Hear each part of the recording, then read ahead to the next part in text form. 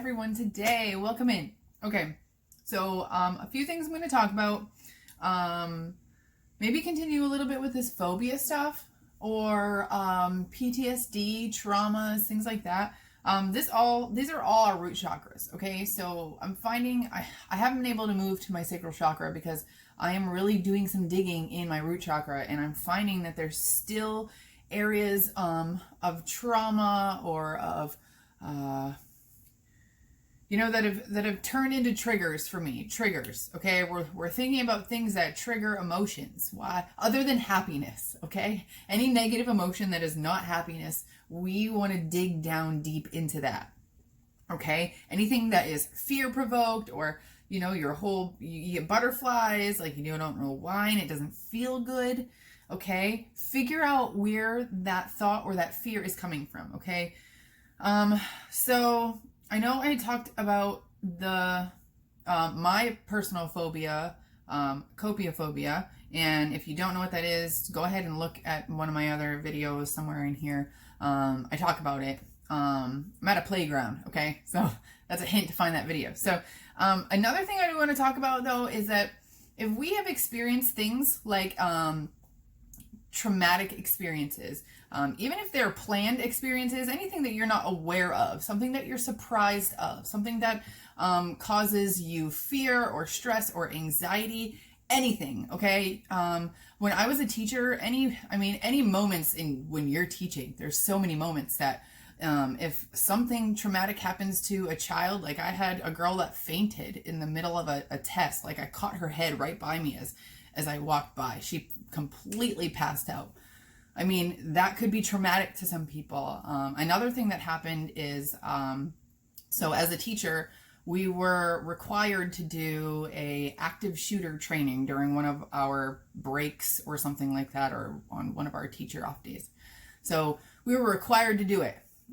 So I get there and I have no idea what this is. Okay. It's just a training. And I've been to a training before where we sat in the library and we looked at a monitor and they did like a little PowerPoint about it. So, nobody told me what it was. They just said it was a active shooter training and, they try to get pretty real with you, and I had no idea what it was. But then I get there, and this time they made me sign a waiver. So they told me that I had to sign the waiver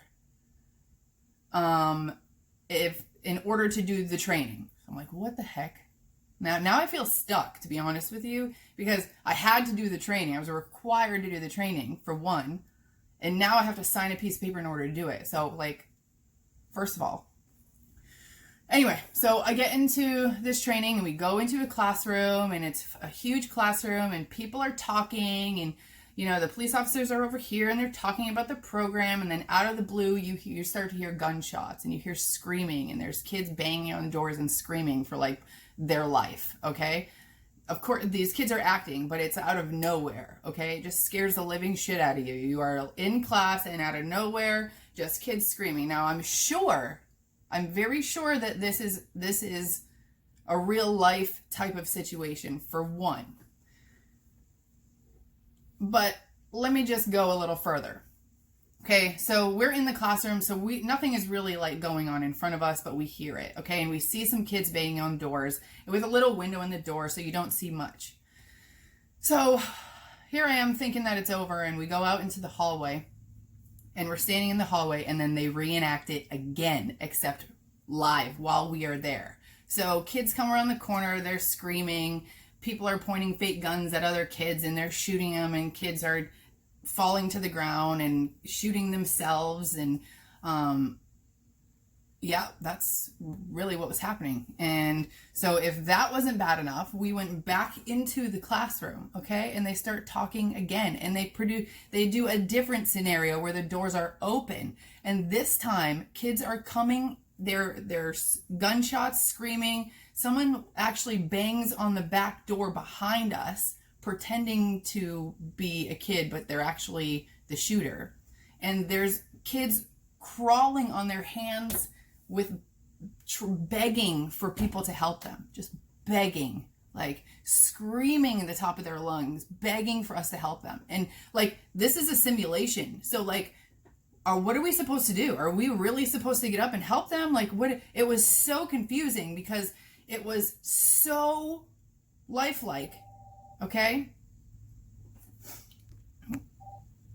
Sorry. It was so lifelike that people were crying, people were shaking. I'm even shaking now telling you this, okay? So that was horrible, and I go back to work. Now, from that day forward, for the entire rest of the year, I had PTSD in my classroom every single day, and my students even pointed it out. If someone were to bang on one of our doors, I would start to shake, I would freeze, I would drift off into space, they would check me out, they knew about it. I had to be upfront with them. I had to tell them what was going on, okay? But having my background in psychology and being honest with my students about it, they were understanding, and I was able to talk my way out of things and remind myself that the training wasn't real, and then remind myself again that where I was not the same place, okay? A big thing with PTSD and CPTSD, which is complex, which is like a very lengthy period of trauma, not just an instant or 2 or 3, like big events, okay? You have to remind yourself that you're not in the same place that you were when the trauma was, okay? Your brain doesn't remember that you're not there. It doesn't, like if you went to another country and you were blown up, okay? I know this has probably happened to many, many, many people. And then you come back here and you have nightmares or you loud noises or firecrackers traumatize you and bring you back. It's because your brain isn't deciphering. It doesn't know. It's traumatized. There's different energy attached to that area of fear in your brain. There's a memory attached that's not dealt with, okay? It changes the wiring in your brain, okay? You have to tell your brain, you have to remind yourself that that's not real, that this is life, that you are home, anything like that, all right? It's a psychological thing. I don't know too much about medicine as far as PTSD is concerned, but I'm actually more of a believer in less medication, more talking about our feelings, more talking, okay? Wow, I might just make this the video instead of really going into anything more. I mean, that was pretty intense for me to even tell you and talk about, okay? Because that wasn't a good situation for me. I mean, here I am a teacher, and it's my job, and I almost felt there was no one even offered possible services that said, if you have any trauma, if you have, like, that is psychology 101, people. You did not offer me, at least, any services or any problems. There was no follow-up. There was, like, come on. We need to debrief in psychology. You know that. What the heck? Anyway, look, if you've had an experience like I had where it doesn't even have to be like something that I had. If you have PTSD of any type, it could even be the smallest thing, okay? That it triggers something, it brings you back, it causes anxiety, it causes fear, some negative emotion, okay? Please feel free to open up in the comments and just explain, because I'm telling you, like, you're not alone. That's the problem with mental health, is we seclude ourselves and that we feel like we're alone in the things that we are thinking and the things that we are feeling, because according to society, if you're not thinking and feeling like everyone else, or at least what everybody else looks at, then you get outcasted. And we don't want to be outcasted. I mean, we're animals, social animals. Like, we just want to be loved and accepted, right? Okay. So yes, it's time to detox our life, okay? Detox our life of all the things that cause those fears, all the things that cause those phobias. Let's start to trace those back in our lives.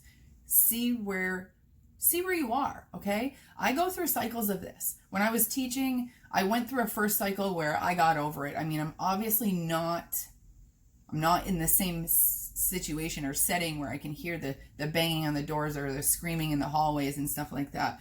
So, I mean, if you're still in that setting that's causing the trauma, I would suggest you leaving that setting, because, I mean, to be perfectly honest, to think that you can come out of or cope with or heal from a trauma and still be in the trauma, no. It'd be like, you know, having a sexual predator in your family and then trying to heal from it while they're still living with you.